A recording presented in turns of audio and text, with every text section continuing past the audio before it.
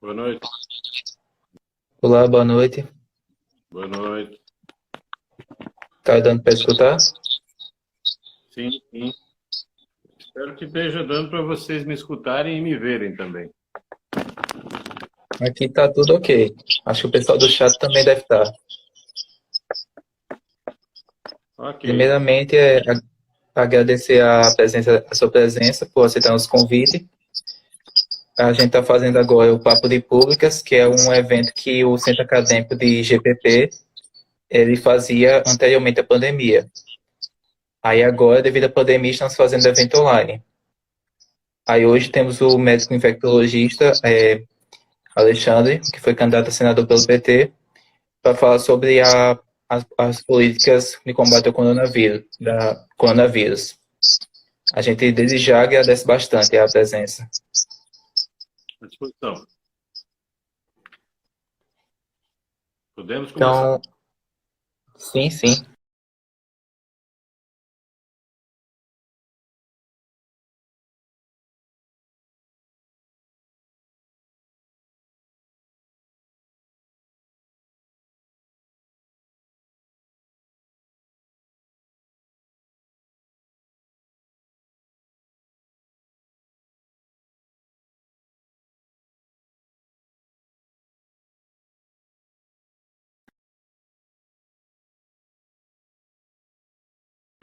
Nos papos passados, a gente falou sobre a questão do trabalho e agora vamos falar sobre a questão das políticas de saúde também. Então, Alexandre, fique à vontade, a gente pode começar agora. Bom, eu acho que nós estamos vivendo uma situação absolutamente preocupante. O Brasil enfrenta, na verdade, dois graves problemas. Uma é um problema sanitário. E esse problema sanitário ele está se expandindo. Ele começou pelos grandes centros. Hoje tem algumas capitais onde ele é mais preponderante. E esse problema sanitário ele vai se alargar, se estender pelos municípios médios e posteriormente os menores. Já existe a doença na imensa maioria dos municípios do Rio Grande do Norte e em outros estados da federação. Mas o problema é que nós não temos só um problema sanitário. Nós temos um problema de condução de política pública na área da saúde. Então, nós temos todos os governos estaduais e a imensa maioria dos governos das prefeituras pensando de uma maneira que precisa frear a epidemia, e nós temos um governo federal que não só não ajuda, como também atrapalha. Então, isso tem criado uma situação conflitiva, fazendo com que a gente não tenha um norte diretivo sobre como agir. Hoje eu estava lendo um artigo muito interessante sobre a posição negacionista que o presidente da República tem, que como ela tem influenciado de maneira negativa na condução da pandemia no Brasil. E o interlocutor, foi um artigo publicado nos Jornalistas Livres, me foge agora o nome do entrevistado, e que ele dizia o seguinte: a maioria das pessoas, quando enfrentam uma situação grave como essa que estamos vivendo, elas tendem a negar o problema, né? É quando você diz assim, bom, o carro, não, o pneu está careca, mas ele não vai estourar e eu posso viajar. O avião está sem combustível, mas não tem problema, ele não vai cair.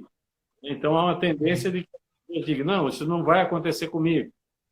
E quando você tem isso associado a uma liderança que confirma esse negacionismo, você tende a criar uma espécie de gueto negacionista que faz com que essa postura se reflita dentro de uma parcela significativa da sociedade. Então, esse, para mim, é o principal problema. Por quê? Porque o problema sanitário é um problema grave, importante e vai se expandir, está se expandindo, e você encontra em diversos segmentos sociais, inclusive na minha categoria, você encontra médico negacionista.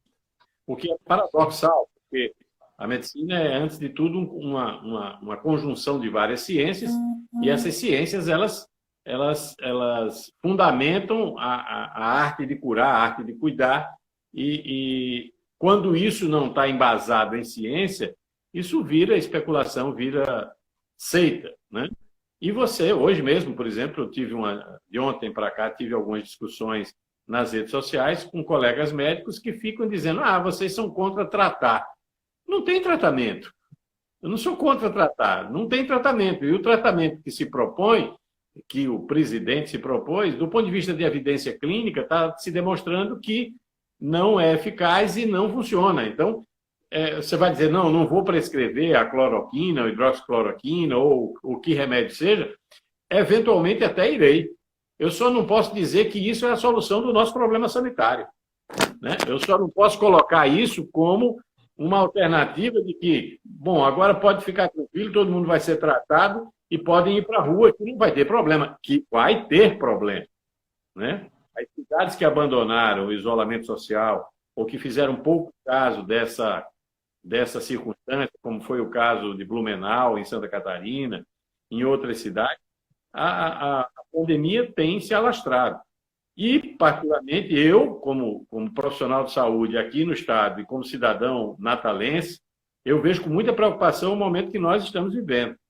O Rio Grande do Norte ele tinha um nível razoável de isolamento social e esse isolamento social ele tem se deteriorado a olhos vistos. Me parece que ontem saiu na imprensa que nós tínhamos um grau de isolamento de 39%. Ora, isso quer dizer que nós estamos à beira de uma falência geral do nosso sistema. Recentemente, um amigo chamado Cláudio Naldo Câmara, ele postou nas redes sociais uma compilação de dados onde se tinha como nós estávamos há 10 dias atrás e como estamos agora. E como, lógico, se presume que que nós estaremos daqui a mais 10 dias para frente. Então, se há 10 dias atrás nós expandimos a quantidade eu falo isso em termos de Brasil, a quantidade de doentes e a quantidade de pessoas mortas em mais de 160%, é de se prever que a epidemia não mudou de caráter, a epidemia não mudou de características, não houve algo substancial de tratamento ou mesmo de vacinação ou mesmo de conscientização da população que faça com que a epidemia freie. Então, nós vamos acelerar a epidemia. Então, se nos últimos 10 dias aumentamos em 160%, é muito razoável pensar que nos próximos nós estaremos 160% com mais 160% mais casos. Então, se hoje a gente tem 11 mil mortos, é possível que em 10 dias nós estejamos beirando os 30 mil. Porque é só fazer as contas, é questão matemática. Então, nós temos esse dilema, ou seja, nós temos uma crise sanitária, nós temos uma crise de governança associada a uma crise política e econômica agora acentuada pelo problema do corona. Então, nós temos uma crise política com elementos gravíssimos. Os jornais hoje só falam na situação do presidente da República, na gravação que foi exposta, o presidente querendo salvar os crimes dos filhos e, por isso mesmo, mexendo na Polícia Federal do Rio de Janeiro. Então, a tendência é que a nossa situação se agrave cada vez mais. Então, eu, enquanto cidadão, enquanto profissional de saúde, se eu posso dizer uma coisa hoje para quem está ouvindo, essas 29 pessoas que agora nos escutam, é que se tranquem dentro de casa. Porque os hospitais em Natal, eles já estão trabalhando, os leitos de UTI disponíveis no Gisele do Trigueiro, no Hospital Municipal, já estão pela boca. Um dos jornais hoje, publicou que um paciente saiu da UPA, foi regulado para o hospital de campanha do município, chegou lá e teve que voltar, porque não tinha UTI lá. Tem UTI no hospital municipal, mas não tem ainda no hospital de campanha, que o prefeito alardeou como pronto. Então, qualquer pessoa que venha adoecer a partir de agora, ela vai estar vivenciando a sua enfermidade no momento de falência do sistema. Nós estamos nesse momento, se a gente pudesse fazer uma analogia, com a água no nariz, né? A partir de agora é afogamento. Então, é isso que estamos vivendo. E, particularmente, isso é uma posição muito pessoal minha, eu acho que os órgãos públicos deveriam decretar o lockdown. Porque não se faz hoje, não se está fazendo uma campanha de esclarecimento e de convencimento capaz de frear a movimentação das pessoas. Era preciso que, para frear a epidemia, a gente tivesse com 70% da população dentro de casa. Isso não está acontecendo. Então, se não acontece pelo convencimento, é preciso acontecer de maneira coercitiva. É preciso que a sociedade pare. E é preciso que as classes dirigentes, aqui eu coloco os empresários recentemente lançaram um vídeo recomendando que as pessoas usassem máscaras, apresentaram... Inclusive, tem uma pergunta nesse sentido aqui, no chat.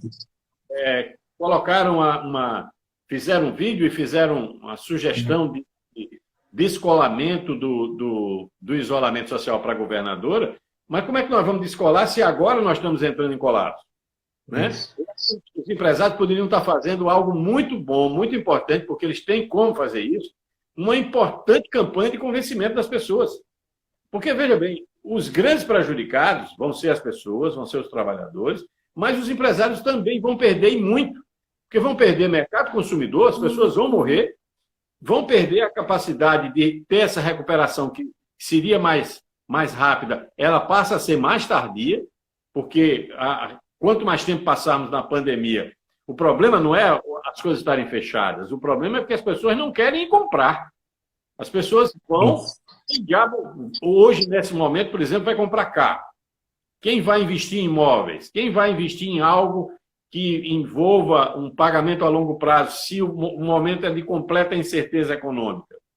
Então, esse é o mundo real que a gente tem e acho que nós precisávamos, acho que tanto o governo municipal como o governo estadual tem que pensar seriamente em decretar o lockdown o mais breve possível. Porque se nós não temos vaga de UTI hoje, daqui a 10 dias teremos muito menos. Né? E teremos situações onde as pessoas vão morrer sem assistência. Essa questão do lockdown é bem interessante, que alguns estados praticamente já decretaram. Acredito que o Maranhão é o exemplo que é mais comentado. Sim, sem dúvida. Aliás, o Maranhão tem sido extremamente diligente. O governo Maranhão merece nossa admiração pela forma como tem se conduzido. O governador Flávio Dino tem tido uma postura elogiável de todas as lideranças nacionais.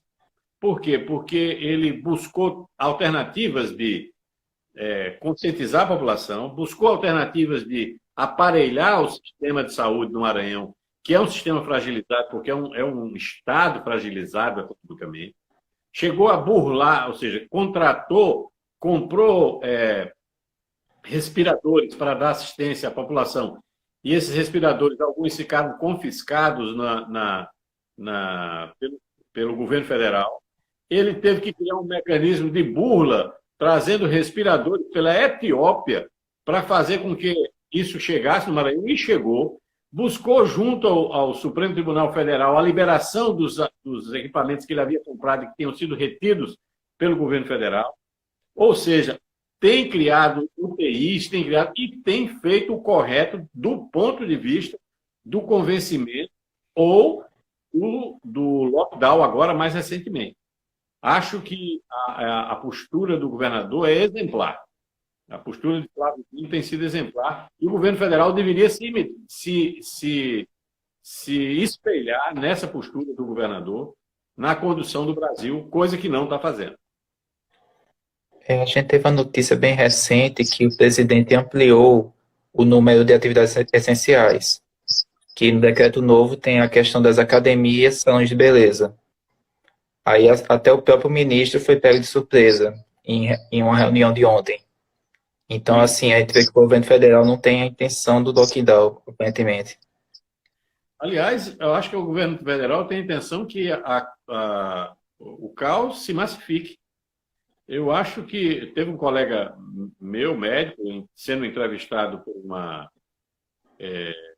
um órgão nacional em São Paulo, foge o nome dele agora, mas ele disse que o que o governo quer praticar é eugenia. E eu concordo com ele, porque se o governo aceita a morte de idosos, se o governo aceita como política pública a perspectiva de morrerem pessoas que são frágeis e que só vão se salvar como o próprio presidente disse, atletas e tal, ele está propondo que você permita que morram pessoas mais fragilizadas. Ora, o fato da pessoa ser fragilizada fisicamente não quer dizer que essa pessoa não tenha utilidade social, nem tenha relações de humanidade junto à sua família, nem no seu trabalho, nem seja uma pessoa incapaz para a criação, para a elaboração. Então, todo mundo tem direito à vida, como diz uma música de Lenine, todo mundo tem direito à vida, todo mundo tem direito igual. Não se pode atropelar cachorro nem qualquer outro animal. Isso é uma frase de uma música de Lenine que eu acho que espelha essa forma que a gente precisa viver hoje. Ou seja, todo mundo tem que ter a sua vida preservada. E para garantir isso, hoje, as políticas federais não apontam nesse sentido. Não fazem, tudo que o governo federal faz é no sentido contrário.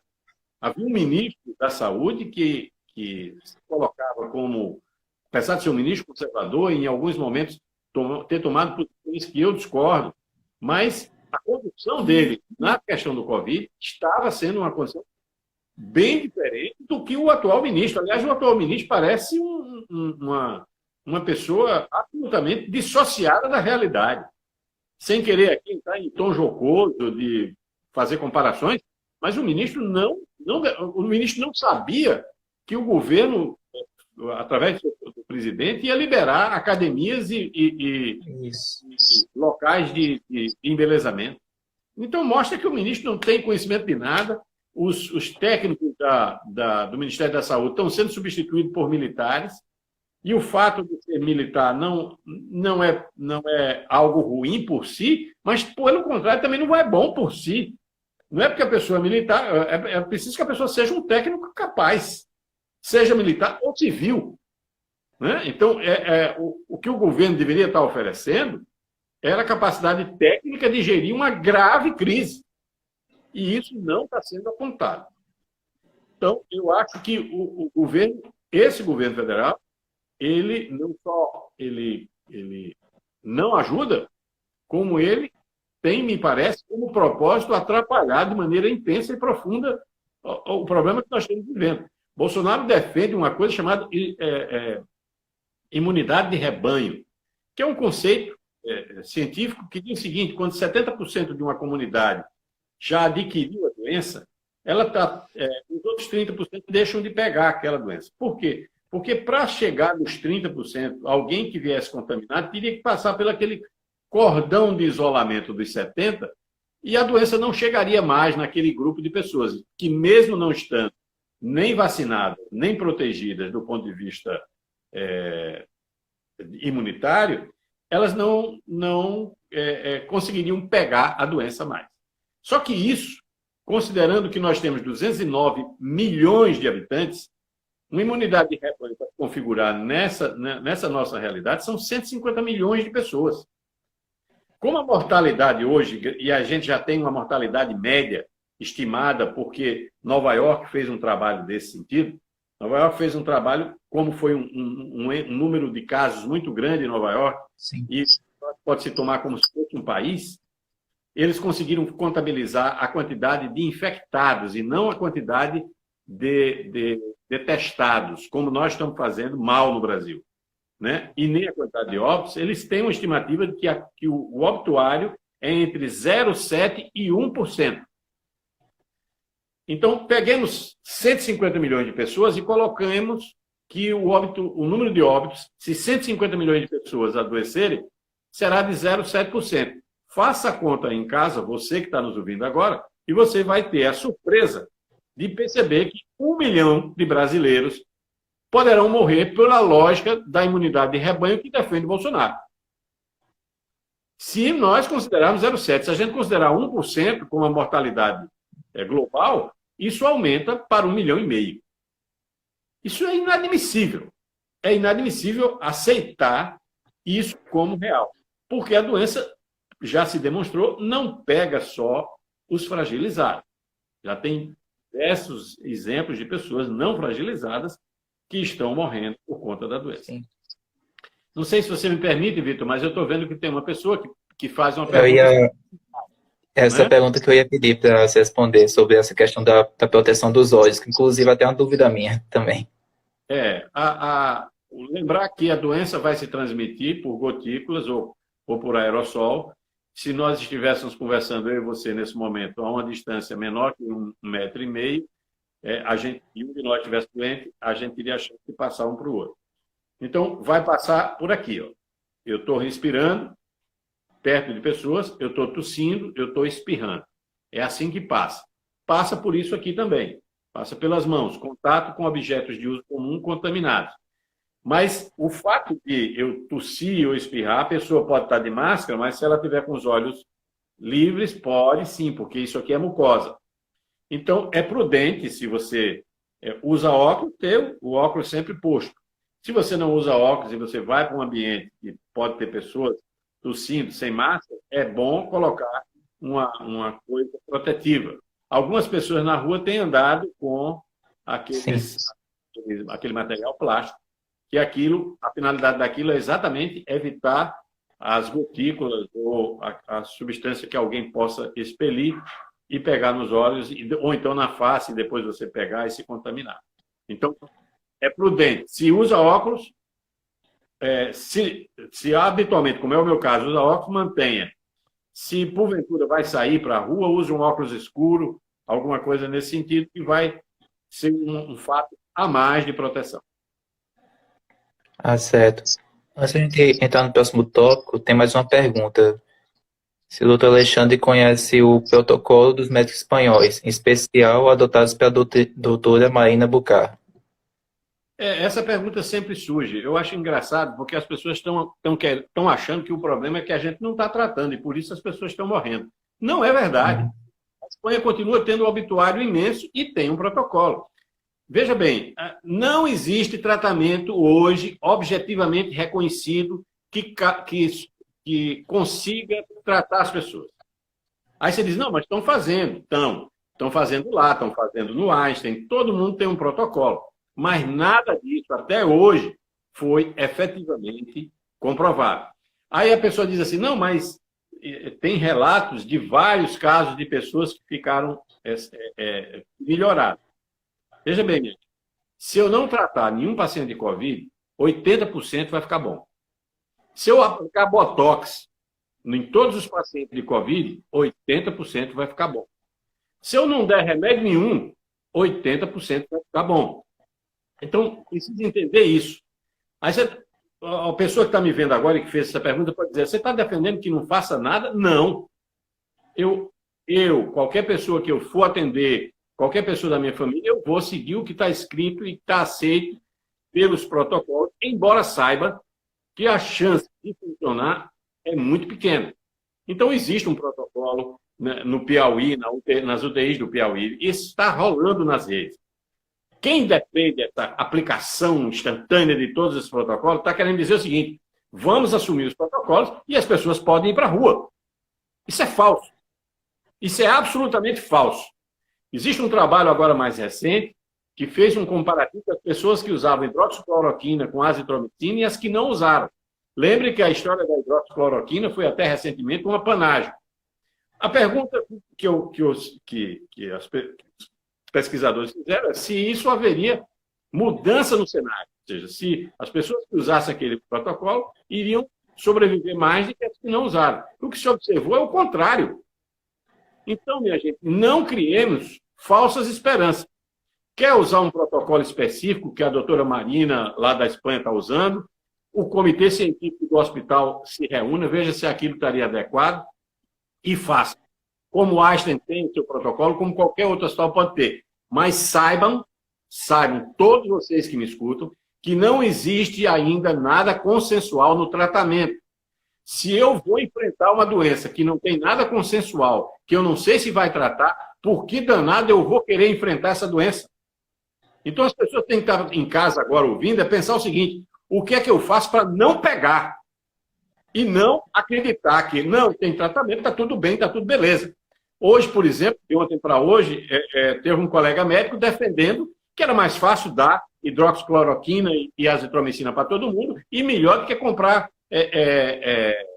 melhor do que criar leitos de UTI, e melhor do que garantir os respiradores.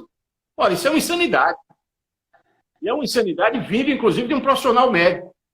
As pessoas têm que entender que nós não temos nem vacina, nem tratamento reconhecidamente eficaz, e que um percentual de pessoas, entre 0,7% e 1%, vai morrer. As pessoas vão morrer que não deveriam morrer. E quanto maior o número de pessoas atingidas por essa epidemia, mais chance tem de você que me ouve agora virar estatística. Então é isso que o cidadão precisa responder para ele. Então, existe um protocolo, existe, já li outros protocolos, e eu quero dizer a você o seguinte: se tiver eu adoecer, eu vou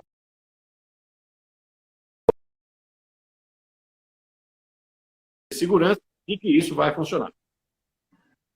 Certo. A gente tem algumas perguntas mais simples. A primeira é quanto tempo o vírus demora para se manifestar? Outra é se quem já contraiu está imune.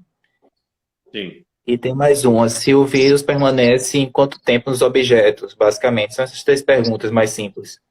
Vamos começar pela última. Essa coisa dos objetos, ele de fato ocorre, e não tenho como dar de cabeça cada um deles. Eu sei que o vírus pode persistir viável em alguns objetos, alguns até por 3 dias. Então, a recomendação é sempre: tocou em objetos fora de casa, que não tem ninguém, a casa que não tem ninguém doente, teoricamente ela está limpa. Saiu na rua, tocou em objetos, lava a mão. Lava a mão, passa álcool.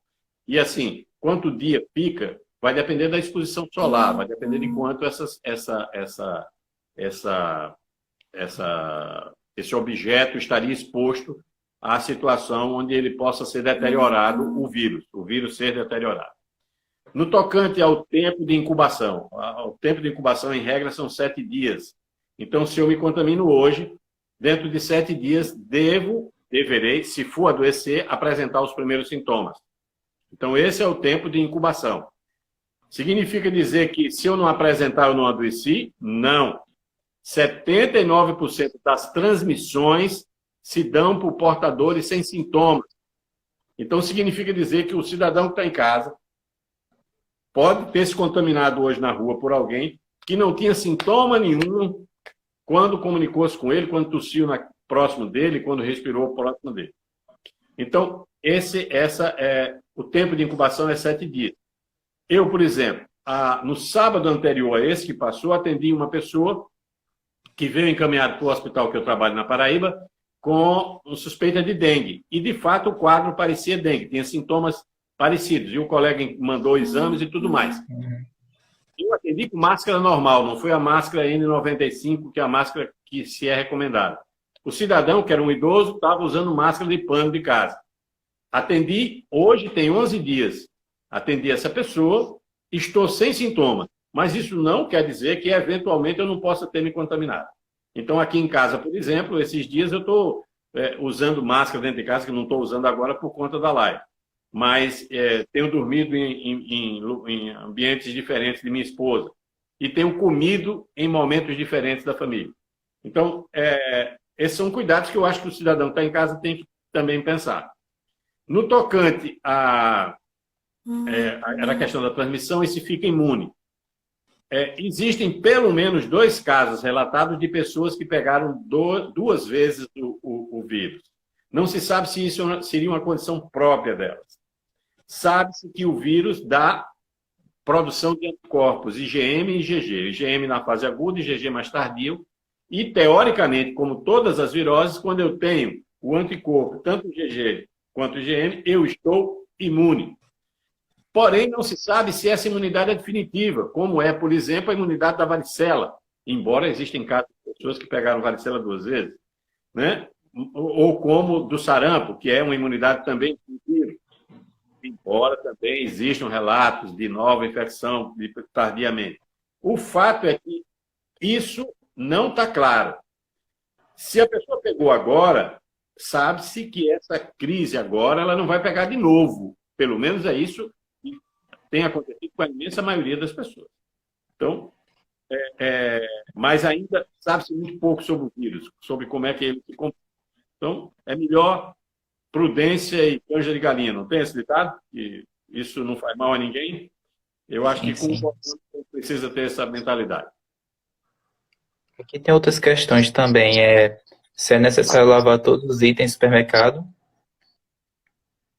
Aí outra também, se o sol acelera a deterioração do vírus.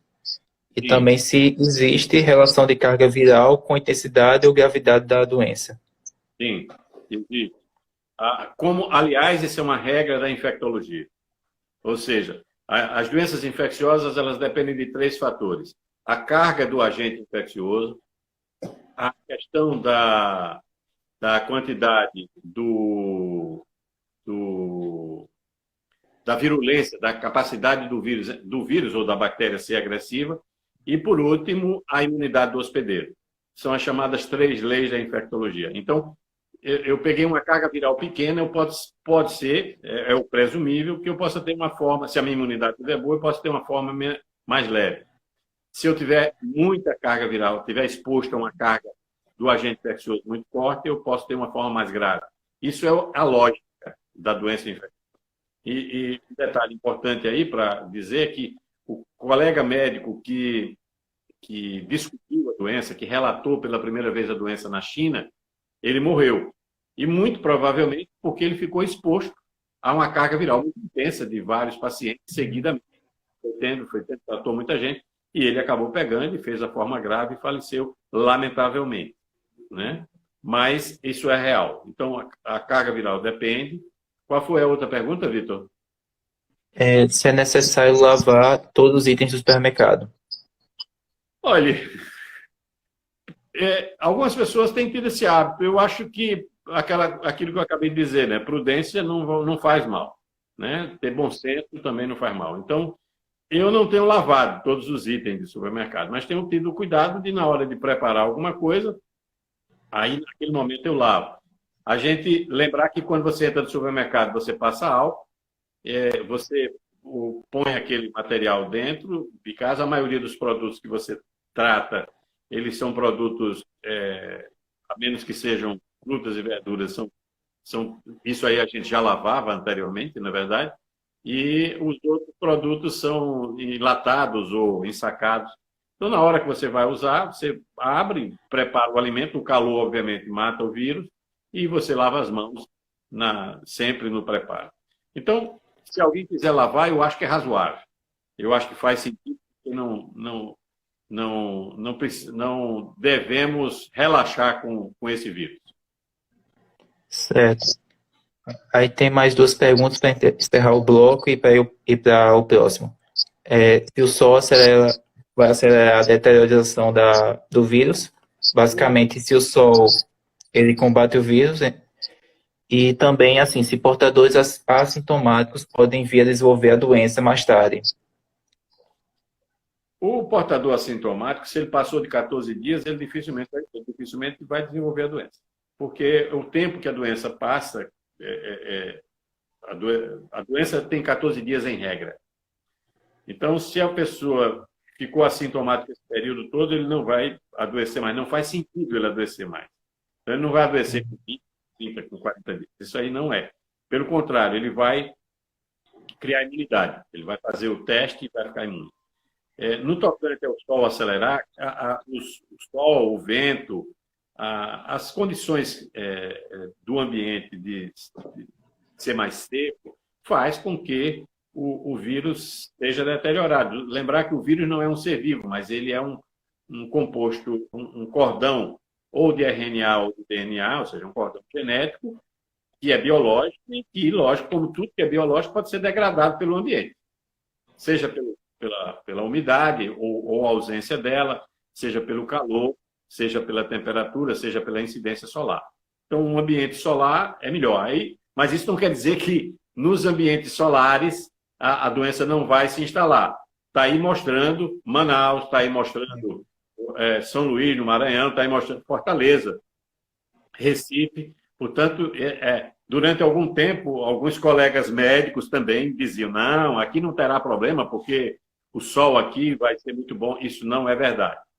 Na verdade, vai servir para criar um ambiente estéril nos locais de contato. Mas lembre que você pega respirando ou pega pelas mãos. Entendi. Acho que o próximo tópico que a gente vai falar é a questão dos testes. Que o Brasil é um dos países que menos testa, assim, das maiores economias do mundo.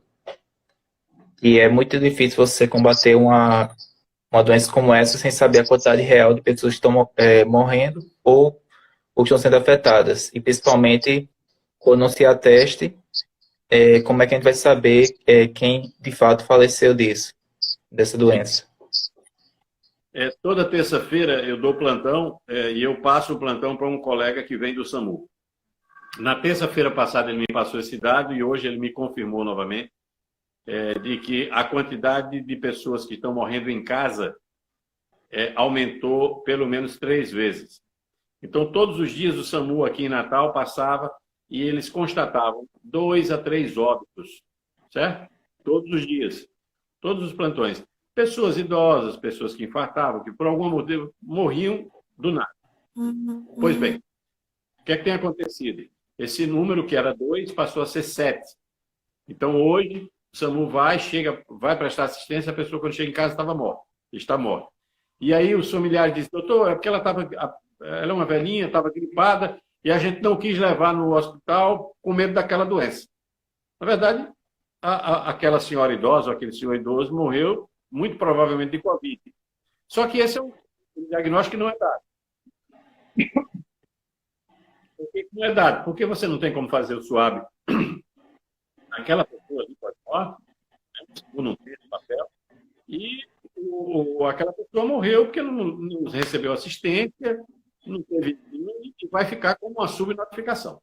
Então, nós temos hoje várias pessoas que são subnotificadas. Então, não é porque as pessoas estão botando pedra em caixão, como algumas fake news foram colocadas aí. Ou dizer que agora todo mundo que morre diz que é Covid. Não, isso é mentira também. Aliás, as pessoas que defendem, paradoxalmente, as pessoas que defendem o presidente, que defendem sua maneira de encarar esse problema, os negacionistas são exatamente os prolatores dessas infâmias, dessas fake news. Bom, o que é que acontece com os testes no Brasil? O Brasil não testa 300 pessoas por milhão. É 296 pessoas por milhão. O país que menos testa depois de nós é o Irã. O Irã testa 12 mil pessoas por milhão. Só para a gente ter ideia de quanto nós não estamos testando. Então, pegar o exemplo aqui do Rio Grande do Norte. O Rio Grande do Norte é um dos estados que até recentemente o Nordeste era o que mais testava e nós éramos o 6º no Brasil. Estamos enfrentando um momento de dificuldade agora, porque existe um equipamento que é um chamado robô, que ele faz a extração do material genético, e esse material ele ficou sem receber do Ministério da Saúde os insumos, os reagentes, e aí a extração passou a ser manual. E aquilo que se fazia um número X, agora se faz X sobre 3, ou seja, se faz 1/3 daquilo que se fazia. Quando se consegue fazer. Pois bem, isso é só para exemplificar. O que é que acontece? Como é que nós testamos aqui? Nós testamos o hospitalizado. Aquele indivíduo que, de fato, tem características de doença grave, que precisa precisa ter um controle maior. São essas pessoas que o Rio Grande do Norte está testando. Aquele cara que está com uma gripe leve, que não sei o quê, que foi atendido e o cara disse, não, vá para casa, qualquer sintoma de cansaço, volte. E ele não cansou, ele não volta, ele não é testado. Ele não é testado. Então, significa, do ponto de vista prático, é que nós temos uma subnotificação imensa. Bom, se eu não sei o tamanho do problema, óbvio que as políticas públicas são subdimensionadas. O maior exemplo disso são os próprios testes. Ou seja, o governo não tem comprado testes. Isso veio de Mandetta também. Aqui deixar claro que não é uma coisa atual, mas é do ministro anterior. E até recentemente havia uma perspectiva de comprar 40 milhões de testes. Foi isso que o governo alardeou. Não se comprou 600 mil até agora. Então, nós não sabemos o tamanho do problema que nós temos. É provável que nós temos a última medição, eu não estou com os dados mais atualizados aqui, mas a última medição era que nós tínhamos 150 mil casos. É provável que a gente esteja próximo de 1 milhão, e não é alarde isso, não é alarde porque a subnotificação é muito baixa. E veja, no Brasil nós temos uma quantidade de contaminação altíssima. Cada pessoa está contaminando 3. Para a infecção poder controlar, é preciso que uma pessoa contamine menos que uma. Então, se eu contamino 3, óbvio que 3 contaminam 9. E óbvio que esses 9 vão contaminar 27. Porque isso é uma progressão geométrica. Então, não temos controle, não fazemos testes em número suficiente, temos uma subnotificação, temos uma notificação no final de semana que é inferior. Normalmente, os negacionistas, é muito curioso isso, o negacionista, quando chega no final de semana, ocorre uma notificação menor. Até recentemente a gente estava tendo 700 por dia, aí no domingo notificou menos de 500. Está vendo como está melhorando? Então, essas pessoas não têm nenhum senso crítico, nenhuma capacidade de fazer uma leitura e compreender que aquilo é uma coisa sazonal, que todo domingo, como diminui o número de testes realizados, obviamente diminui a notificação. O Rio Grande do Norte, por exemplo, está com testes represados diante dessa circunstância, de que o robô ficou sem os insumos, que o Ministério da Saúde não mandou, e, obviamente, que o número de casos aqui caiu. Por quê? Porque a notificação vai diminuir. Você não conseguiu realizar o teste. Percebe? Lembre, para diferenciar para as pessoas de casa, existem basicamente 2 tipos de teste. O teste que eu vou identificar o vírus, que é o chamado SWAB, que é um cotonete que se introduz na narina e se introduz na boca, onde eu raspo essa cavidade da mucosa daqui de dentro, na tentativa de raspo aqui, entendido de maneira leve. Eu passo só o cotonete. Isso traz células contaminadas, obviamente, e isso, o aparelho extrai o DNA desse material genético do vírus, e com isso se tem uma identificação. O outro teste, mas esse não é feito na fase... Veja bem, esse teste do SWAB ele é feito entre o 3º e o 7º dia. O outro teste, que é a chamada sorologia, que pode ser através de um teste rápido ou de um exame de sangue, ela só começa a dar positivo a partir do 8º dia. Então, nós não estamos fazendo de maneira adequada os testes rápidos para poder ter uma noção de quantas pessoas pegaram, sem poder interferir mais na doença, porque a doença já está na fase final, e nem estamos fazendo os testes moleculares do SWAB, que vai identificar a presença do vírus. Portanto, estamos um anal navegando no mar desconhecido e escuro. E sem timoneiro. Certo? A nau brasileira está dessa maneira, navegando no mar desconhecido, de noite e sem timoneiro. A gente tem algumas perguntas aqui. Tem uma pergunta de Alberto, que é: qual o melhor momento ou sintomas para se tratar com eficácia e com bons resultados a doença? Isso tudo é controverso, né? De quando iniciar a terapia, quando não iniciar, até porque não tem terapia. Isso reforça, ou seja, não tem terapia que seja absolutamente fidedigna. Então, o que precisa as pessoas terem clareza é: eu estou bem, estou respirando bem, não estou cansando, eu não preciso iniciar a terapia. Tá certo? Eu começo a sentir qualquer coisa desse tipo, eu tenho que procurar a unidade de saúde e o profissional indicar aquilo que está protocolado ou naquele serviço ou que o próprio Ministério da Saúde recomenda. O fato é que a doença, em alguns casos, pode ser muito grave e, ao primeiro sinal, o ideal é que ela procure. Existe uma ferramentazinha chamada oxímetro de dedo. eu boto no dedo uma coisa e vai medir a quantidade de oxigênio que tem no meu sangue. Se tiver se vende material em lojas de material hospitalar. Se isso estiver abaixo de 94%, eu tenho que procurar o hospital imediatamente. Certo? Porque essa é uma boa ferramenta para medir o grau de oxigenação. Se eu estiver oxigenando acima de 94, 95, 96 e conseguir estar bem, não há motivo de preocupação. Essa é uma ferramenta importante que as pessoas, se puderem, é importante que tenham em casa. Certo. Outra questão aqui de Carlos é o seguinte, considerando o risco do contágio em ambiente hospitalar, em que situação é importante procurar atendimento médico? Acho que meio que completa outra pergunta. Agora, veja bem, o ideal é que as pessoas, os serviços estivessem dimensionados para, se a pessoa procurou auxílio hospitalar, que elas pudessem ser separadas a uma distância razoável e que pudessem ser testadas. Certo? Como nós não estamos testando, então o indivíduo que estiver razoavelmente bem, ele não vai ser testado, e se ele não vai ser testado, também ele não está cansado, não está com sintomas mais graves, ele também não vai ser medicado, eu sugiro que ele fique em casa mesmo. Tá certo? Mas o ideal era que todo mundo que tivesse com sintoma pudesse buscar um serviço que pensasse essa coisa de dimensionamento, do acolhimento com espaçamento, para que elas pudessem ser testadas e serem liberadas. Testou, liberou. Ah, está com sintoma mais sério, vamos ver aqui se vai precisar fazer algum outro exame, uma tomografia, ou o que for, e aí, interna ou não interna. Certo? Isso é o ideal. Certo. Nesse mundo atual que nós estamos vivendo, se os meus sintomas são leves e eu não tenho possibilidade de fazer o teste pela rede pública, ou às vezes até pela rede privada também, que até recentemente tinha acabado, não vá.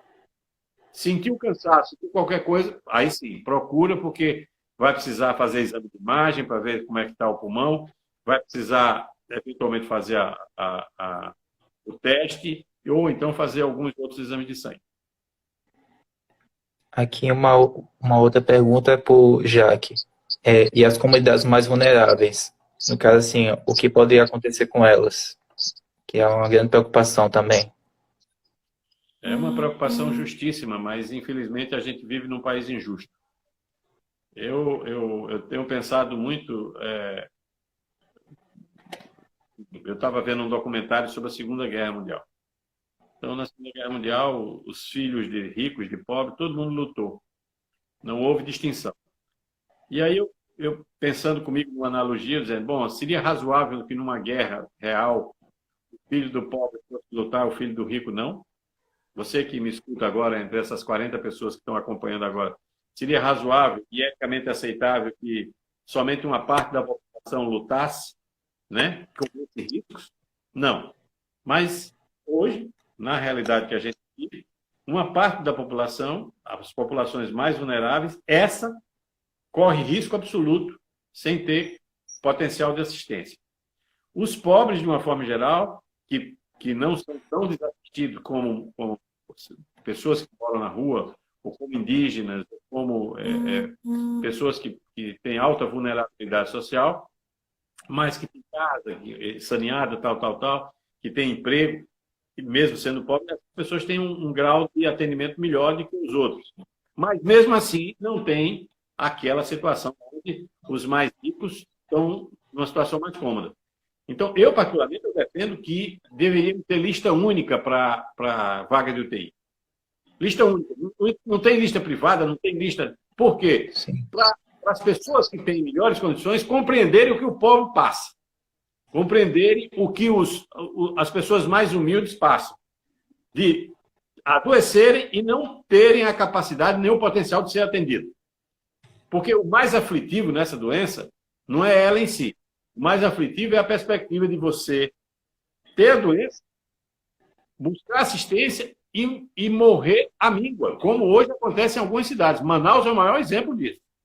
Tem pessoas morrendo em casa, os familiares levam para o hospital e a porta está fechada.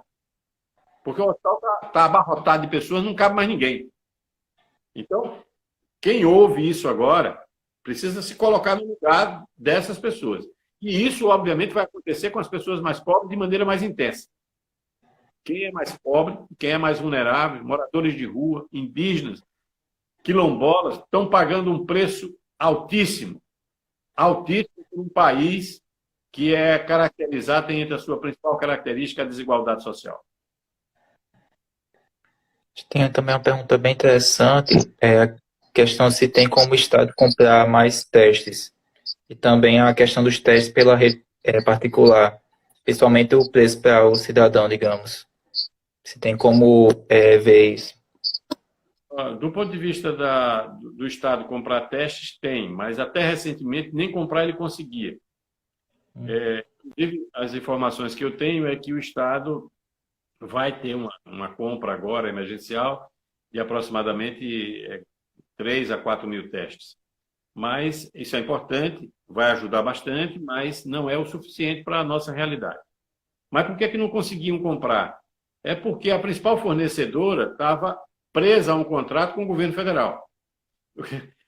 Ou seja, eles tinham que dar, entre aspas, oferecer a alternativa de oferecer os 40 milhões de testes que o governo federal prontificou a comprar, só que o governo federal não comprava.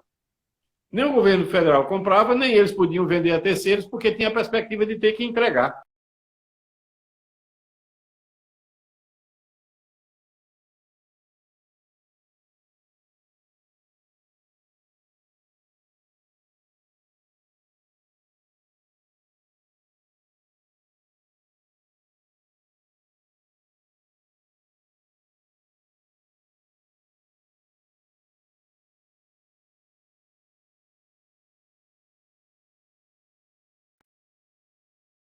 Até porque quem então o teste repassa por um preço e vice-versa. Assim, Alexandre, tem só como repetir essa última parte que acabou caindo a conexão.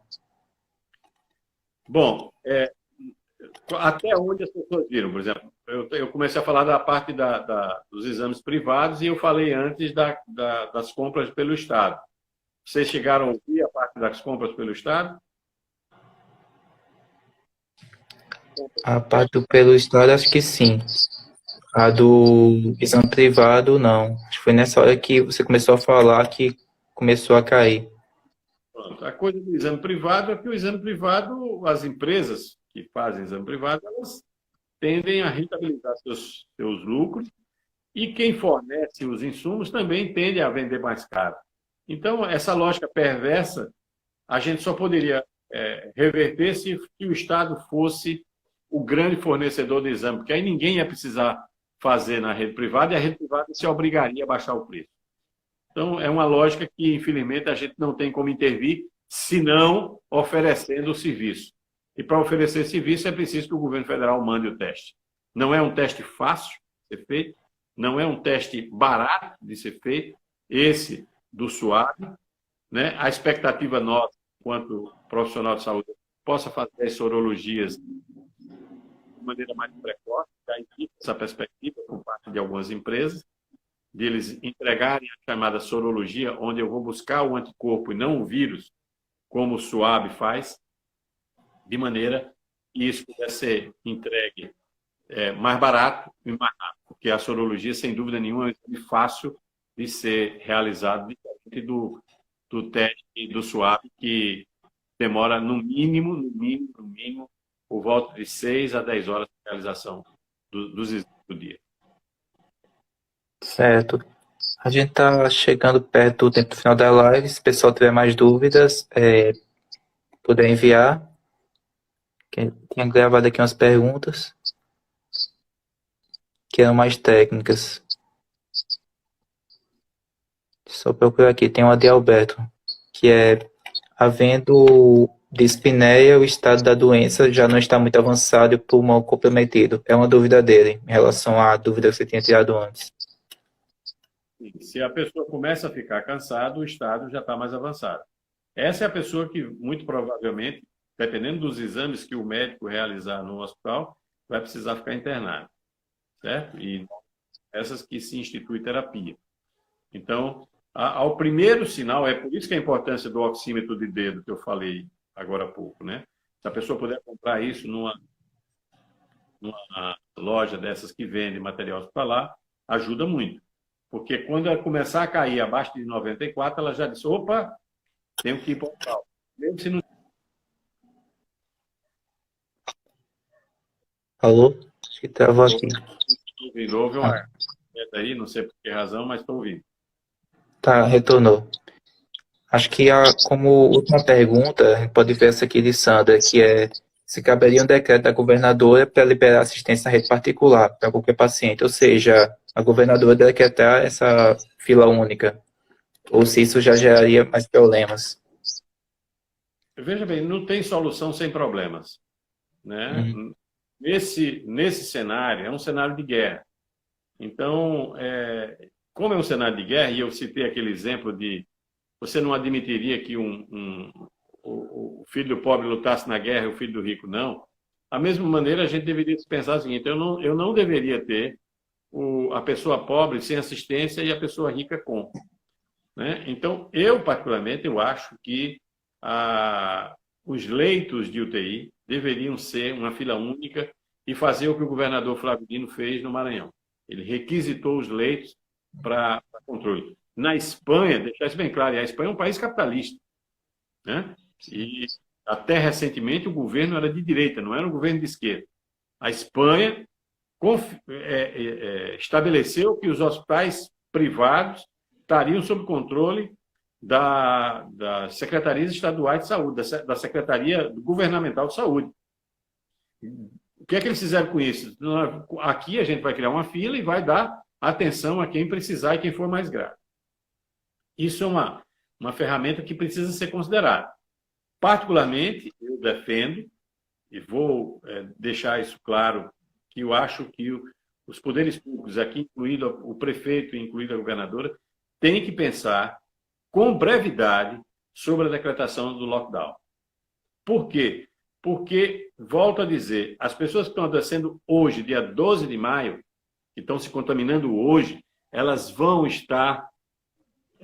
ficar graves, elas vão ficar no dia 24 de maio muito graves. Então, nós vamos dobrar ou triplicar a quantidade de pessoas enfermas que temos hoje.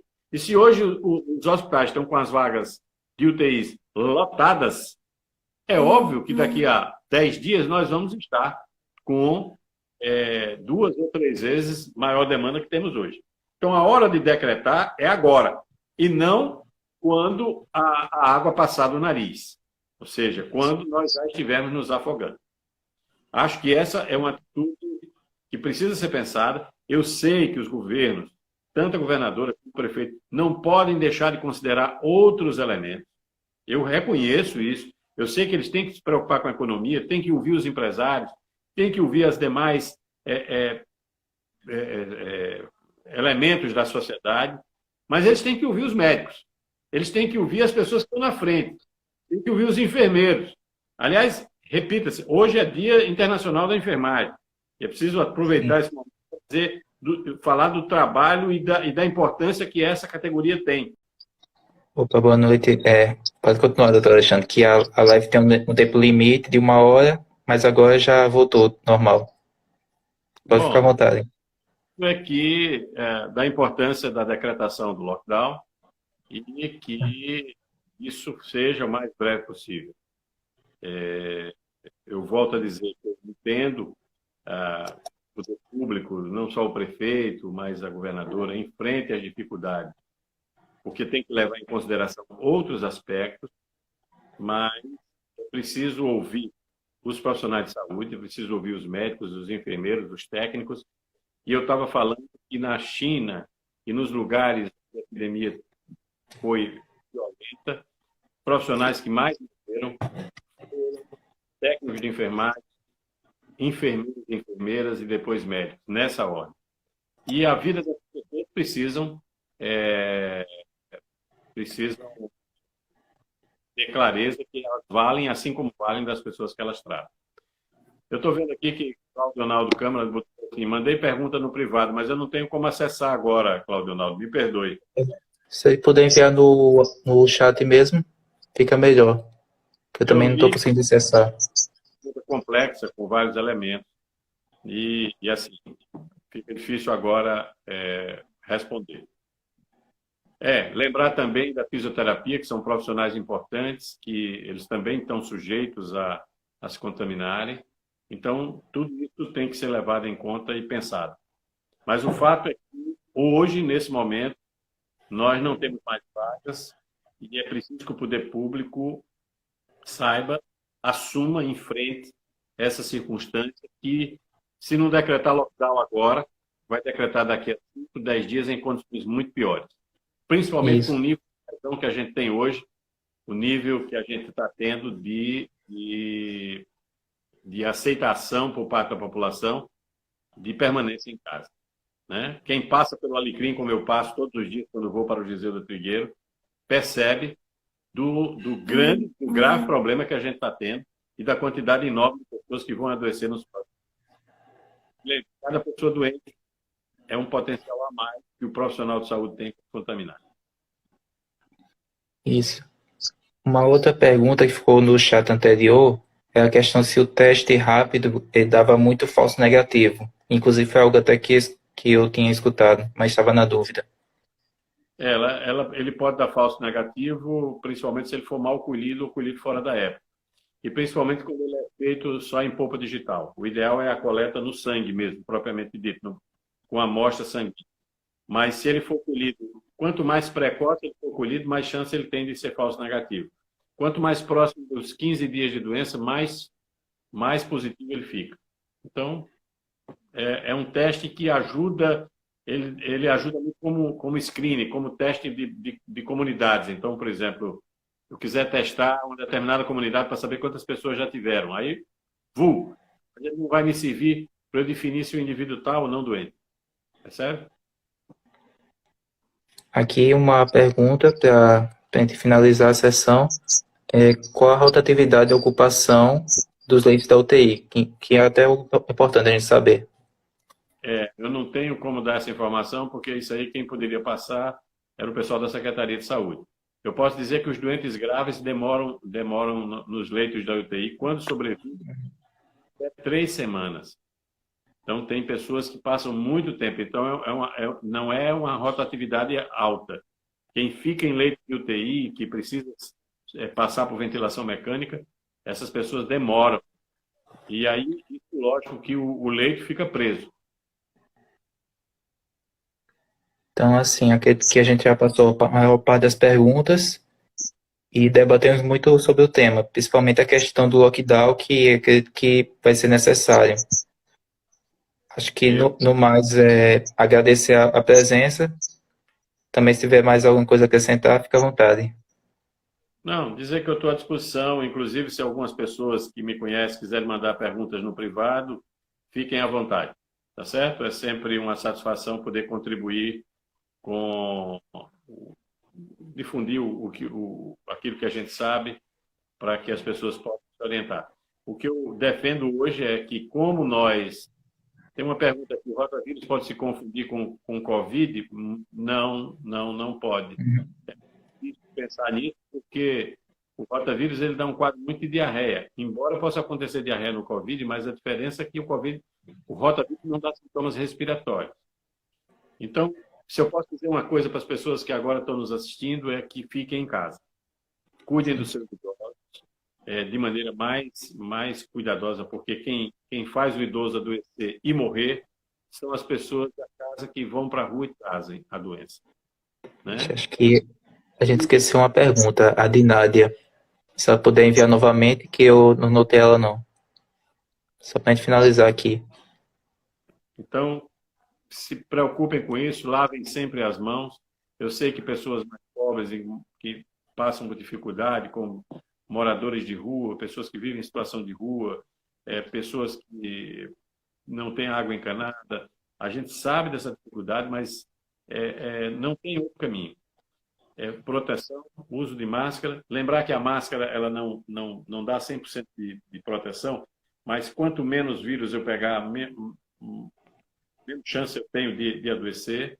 Então, isso é uma coisa fundamental. Usar máscara, lavar as mãos, ficar em casa, isso tudo conjunto, e cuidar dos mais vulneráveis, para que a gente possa superar essa fase.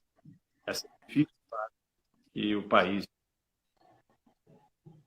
Aqui. Quem tem cansaço, como saber diferenciar? Mas eu acho que a gente já respondeu, no caso o senhor já respondeu essa antes. Não é só cansaço, né? A pessoa que é asmática, ela sabe, ela conhece a asma dela, ela já tem asma de... Então, a pessoa lembrar que o cansaço vem associado a uma síndrome infecciosa. O indivíduo vai ter febre, vai ter tosse. Então, é isso junto com o cansaço. Então, se a pessoa teve um quadro que pensa em um detalhe, viu? A Covid dá falta de olfato. A pessoa deixa de sentir cheiro e deixa de sentir... Mas uma parcela, assim, deixa de sentir cheiro, deixa de sentir gosto. A pessoa tem isso, teve um quadro gripal, tá dessa maneira. Aí tem que pensar que é Covid, porque todo mundo está tendo. E se essa pessoa começou a sentir falta de ar, tem que procurar o hospital. Certo. Então, assim... fica à vontade, continue. Um abraço. Um abraço a todos. Agradeço bastante a presença. A live vai estar salva no nosso canal do YouTube do CA, que é CA de Djalma Maranhão, de GPP, no YouTube. No mais, agradecer bastante. Só concluir, sintoma de diarreia aparece sempre em 4%. Certo, então, essa é a última pergunta. Então, pessoal, agradecer. Ou tem mais outra aí? Não, a pergunta que alguém fez foi essa coisa da diarreia. Alguém disse fora Bolsonaro, concordo. Sim. No mais, agradecer aqui. As perguntas vocês podem também enviar para Dr. Alexandre, também seguir as redes sociais dele. E também, assim, agradecer bastante pelo Centro Acadêmico de GPP pela sua presença, Dr. Alexandre. Eu que agradeço. Um grande abraço. Até mais. Muito obrigado, pessoal. Muito obrigado, Dr. Alexandre. Até mais.